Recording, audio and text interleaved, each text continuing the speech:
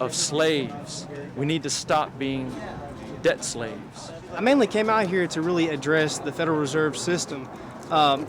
It may not sound relevant, but I like to grow potatoes. You know, I'm a little bit of a farmer, and real wealth comes from production and savings and hard work. And when these politicians come up and they say that wealth can be printed out of nothing without work, you start scratching your head and saying a little bit, do you remember what your parents taught you whenever you were a child, is that if something seems too easy, then it's probably a scam. And that's what the Federal Reserve System is. It's a big Ponzi scheme. It reminds me of GMO seeds. GMO seeds are very easy to grow, doesn't take a whole lot of work, they're not prone to diseases, but they actually cause cancer when you eat it. And the Federal Reserve System is a cancer. They claim to be able to spread wealth unlimitedly, to an unlimited extent, but what they're actually doing is diluting the wealth. It's almost like if you have a can of Coca-Cola and you keep adding in drops of water, eventually the Coca-Cola is not going to be brown anymore. It's going to be water. It's going to be diluted. It's going to be watered down. And that's what's happening to your currency. The harder you work and the more you save, you're actually losing money on the back end because the value of the dollar is going down. And that's why I'm out here today, to raise awareness on this issue.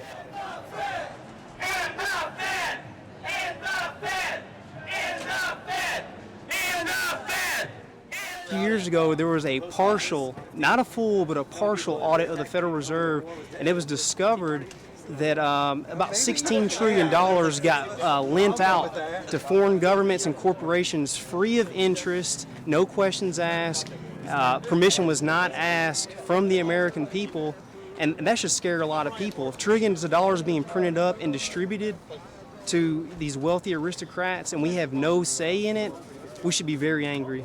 And I am very angry.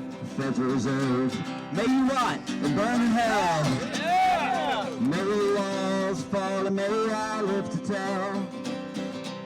May all the world reject your fake cash.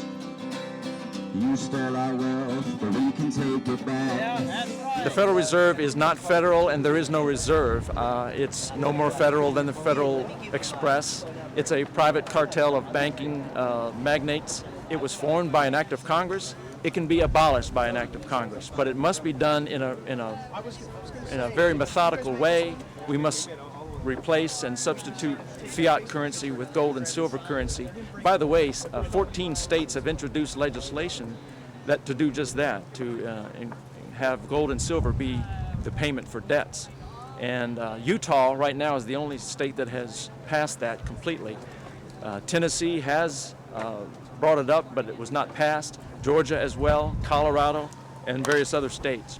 So at the state level, we can continue pushing this, getting back to constitutional money.